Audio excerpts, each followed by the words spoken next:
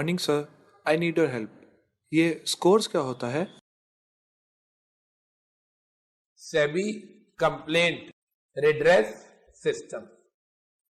Redress का आरी, complaint का CO. Amit Vora L&T company का मेंबर है। L&T लार्सन एंड टूब्रो, जो मेट्रो के प्रोजेक्ट्स वगैरह बनाती है, ऑल दैट, ठीक है। जर्मनी बेस्ड कंपनी है, उसकी इंडिया में सब्सिडरी है। जो L&T कंपनी है, मैं इसका मेंबर हूं। अब L&T ने मेरे को डिविडेंड नहीं दिया। सबको डिविडेंड का चेक आया, मेरे को नहीं आया। क्लियर है? अब मैं L&T को बार बार रिक्वेस्ट कर रहा हूं, फिर मैं इनको बार बार रिमाइंडर भेज रहा हूं, लेकिन L&T कोई जवाब नहीं दे रही। मैं फंस गया। या मान लो L&T की जगह कोई ब्रोकर होता जिसने मेरे से पैसे ले लिए और मेरे को शेयर्स नहीं दिलवा रहा। कुछ भी हो सकता है। तो यहाँ कंपनी भी हो सकती है या इंटरमीडिएरी भी हो सकता है। एक इन्वेस्टर है जो कंपनी से परेशान है, या ब्रोकर अंडरराइटर वगैरह से परेशान है। तो ऐसा बंदा क्या करेगा? तो सेबी ने एक नया इनिशिएटिव लिया। उस इनिशिएटिव का नाम लिखा स्कोर्स, और ये इनिशिएटिव लिया था जून 2011 के अंदर। कंपनी डायरेक्टली नहीं सुनी तो अमित वोरा क्या करेगा? स्कोर्स के पास ऑनलाइन अपनी कंप्लेंट रजिस्टर करा सकता है। और अब इस केस में क्या होगा? अब स्कोर्स मतलब सेबी की नॉलेज में चली गई है बात।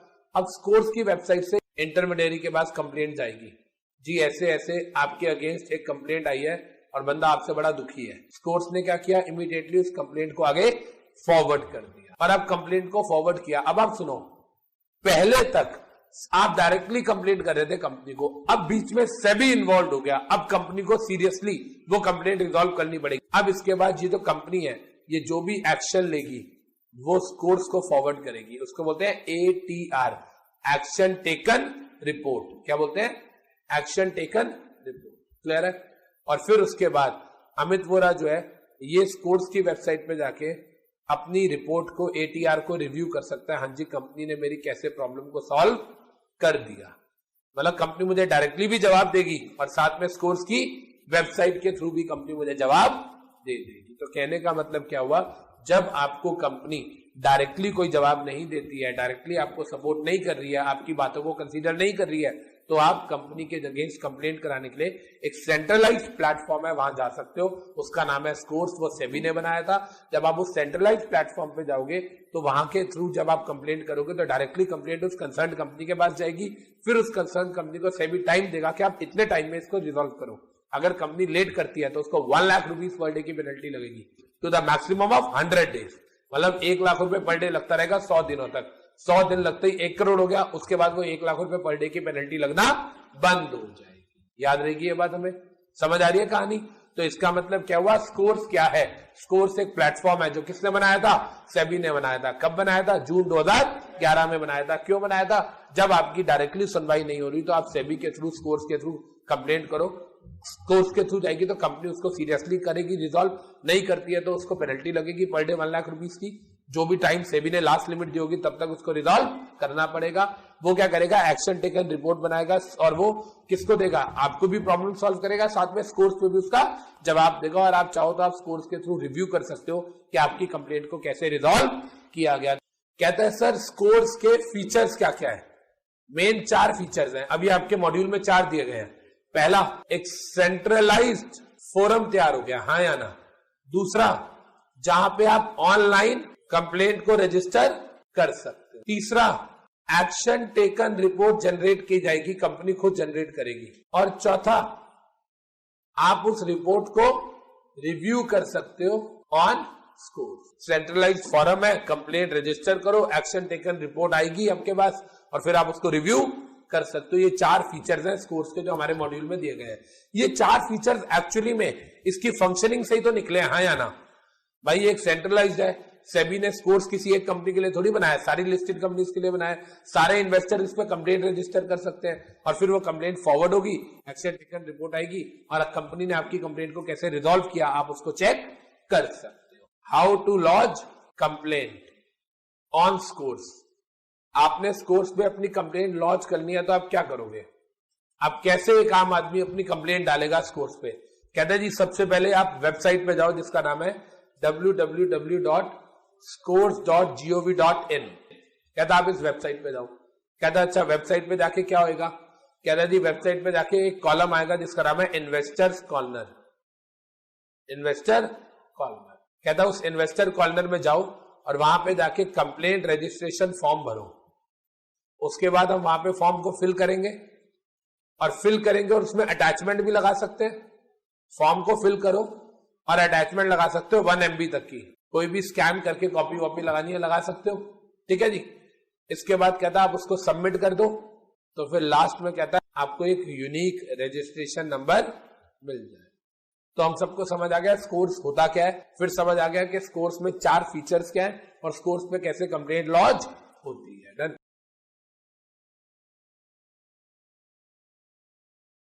Good morning Amit sir. Foreign currency convertible bonds and foreign currency exchangeable bonds में बहुत ज़्यादा कंफ्यूजन है sir, can you please clarify? Foreign currency convertible bonds versus foreign currency exchangeable bonds को बॉन्ड्स और डिबेंचर्स भी कहते हैं। Foreign currency convertible debentures and foreign currency exchangeable debentures.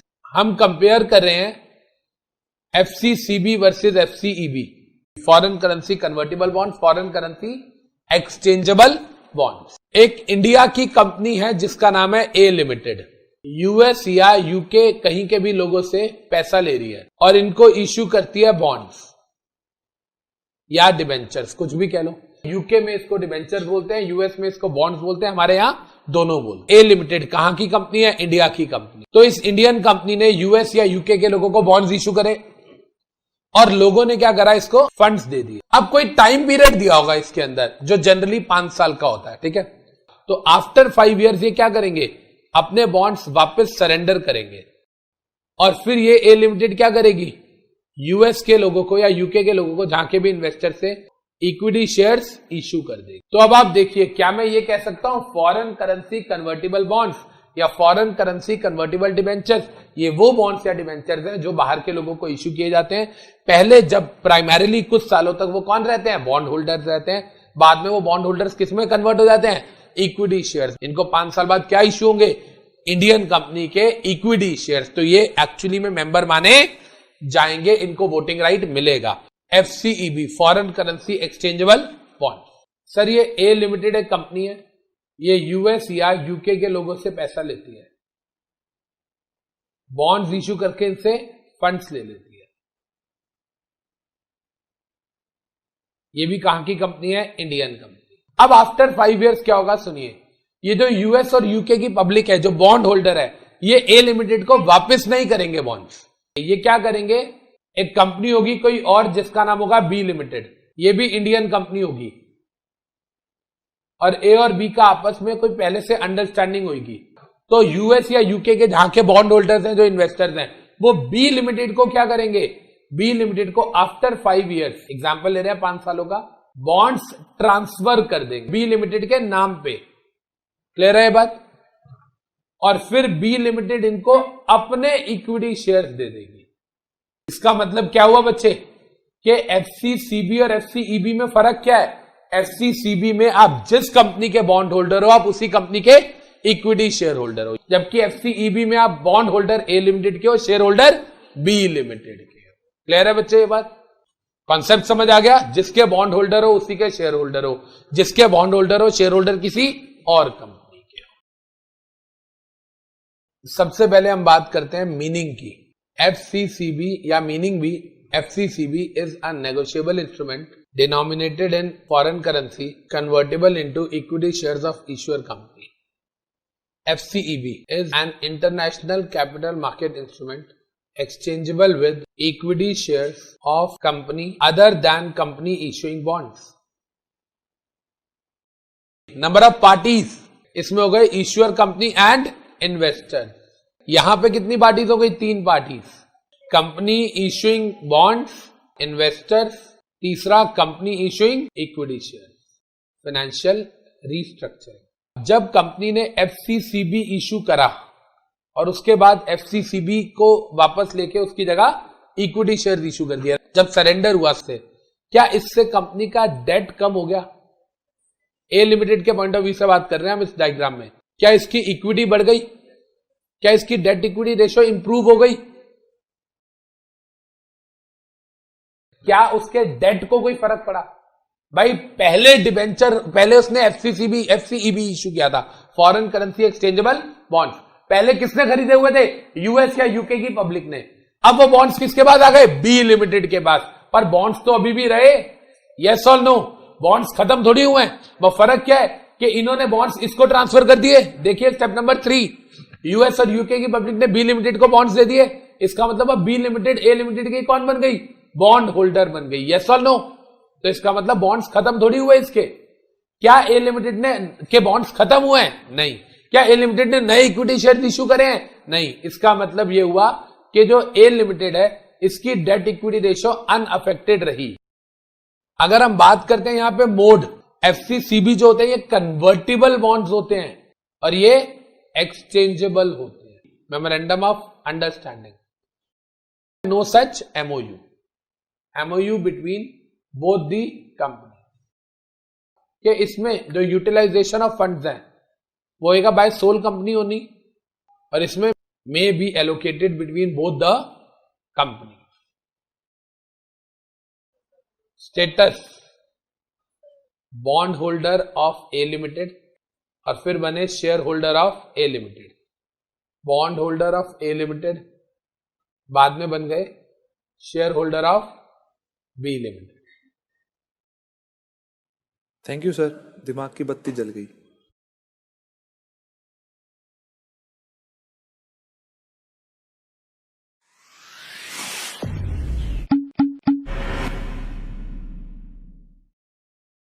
Good morning sir.